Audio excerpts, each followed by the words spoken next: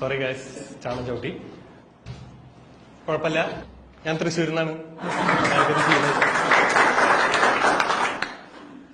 ഞാൻ കഴിഞ്ഞ ദിവസം ഇവിടെ നിന്ന് എറണാകുളത്ത് നിന്ന് കോഴിക്കോട് ഒരു ബസ് കയറിയിട്ട് കണ്ടക്ടറിന് കാശ് കൊടുത്തിട്ട് പറഞ്ഞു, ചേട്ടാ ഒരു തൃശ്ശൂരിന്ന്.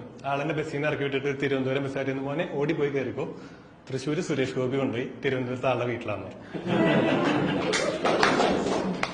അപ്പോ ഫൈനലി ഗൈസ് സുരേഷ് ഗോപി തൃശ്ശൂർ കൊണ്ടുപോയി. സുരേഷ് ഗോപിക്ക് ഒരു കയ്യടി കൊടുക്കാം.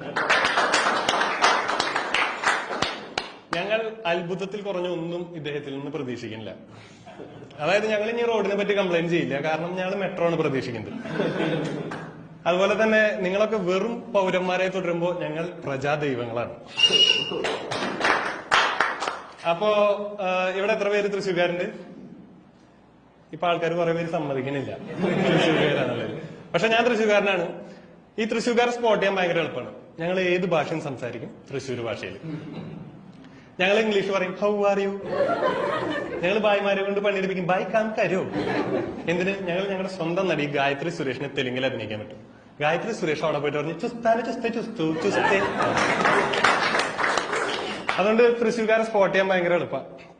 എന്റെ ഇത്തരം തമാശകൾ കേൾക്കുമ്പോൾ അമ്മയ്ക്ക് മനസ്സിലാവണത് എനിക്ക് സ്റ്റാൻഡപ്പ് കോമഡിയിൽ വലിയ ഭാവിയില്ല എന്നാണ്. ഇപ്പോഴും അമ്മ എന്റെ അടുത്ത് പറയുന്നത്, മോനെ ഒരു PSC എഴുതിയാൽ ജോലിക്ക് കയറാൻ നോക്കണം എന്നാണ്. എന്റെ തമാശയേക്കാൾ മോശമാണ് എന്റെ തലച്ചോറ് എന്നറിയുന്ന ഒരു വ്യക്തി കൂടിയാണ് എന്റെ അമ്മ. അതായത് ഞാൻ മണ്ടനാണെന്ന് എന്റെ അമ്മയ്ക്ക് അറിയാം. നിങ്ങളൊരു മണ്ടനാണെങ്കിൽ അത് നിങ്ങളുടെ ക്ലാസ് ടീച്ചർ നിങ്ങളുടെ അമ്മേനെ അറിയിക്കും. അതെങ്ങനെ അറിയിക്കാന്ന് വെച്ചാൽ PTA മീറ്റിംഗ് എന്ന് പറഞ്ഞിട്ട് ഇവര് വിളിക്കും നമ്മുടെ അമ്മേനെ. എന്നിട്ട് അമ്മയുടെ അടുത്ത് പറയും, ഇവന് നല്ല ബുദ്ധി ഉണ്ട്, ഇത് ഉപയോഗിക്കേണ്ടതാണ്. ഇത് കേട്ടാൽ നിങ്ങൾ മനസ്സിലാവണം നിങ്ങളൊരു മണ്ടനാണ്. പക്ഷെ ഇത് എന്റെ അമ്മയുടെ അടുത്ത് ഈ ടീച്ചർ പറഞ്ഞ അന്ന് തുടങ്ങി എന്റെ അമ്മ എന്നെ പഠിക്കാൻ നിർബന്ധിക്കൽ നിർത്തി. കാരണം എന്താന്ന് വെച്ചാൽ എന്റെ ചേട്ടന്റെ അടുത്ത് ഇത് തന്നെ പറഞ്ഞത്. അപ്പൊ നമുക്ക് എക്സ്പീരിയൻസ് ഉണ്ട്.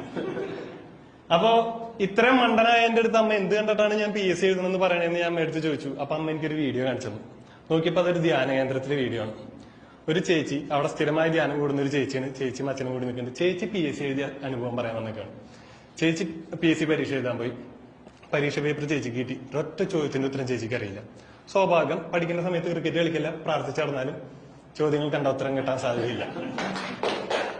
പക്ഷെ ചേച്ചിക്ക് ധ്യാന കേന്ദ്രത്തിൽ നിന്ന് കിട്ടിയ മാതാവിന്റെ ഒരു കാശുരൂപം ഉണ്ടായിരുന്നു. ഇത് ഓരോ ചോദ്യത്തിന്റെ അവിടെ വെച്ചിട്ട് ചേച്ചി പ്രാർത്ഥിച്ചു, മാതാവ് എനിക്ക് ഉത്തരം പറഞ്ഞു.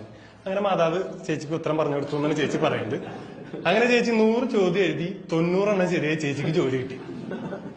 ഈ വീഡിയോ കാണിച്ചു തന്നിട്ടാണ് അമ്മ പറയുന്നത്, മോനെ പോയി PSC എഴുതണം. ഞാൻ അമ്മയെടുത്ത് പറഞ്ഞു, അമ്മേ 100 എണ്ണത്തിൽ 10 എണ്ണത്തിന് മാതാവിന് പോലും ഉത്തരം അറിയില്ല. ഈ സാധനം ഞാൻ എഴുതണമെന്ന് അമ്മ പറയുന്നത്. ഇത് അമ്മയ്ക്ക് ഇഷ്ടപ്പെട്ടില്ല.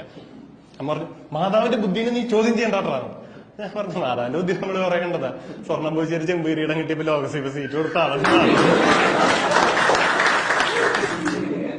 സംഭവം ഞങ്ങളുടെ ലൂർദ് പള്ളിയിലെ ലൂർദ് മാതാവ് സ്നേഹം കൂടുമ്പോ സുരേഷ് ഗോപിനെ ചെമ്പൻ വിനോദെന്നാ വിളിക്കുന്നത്.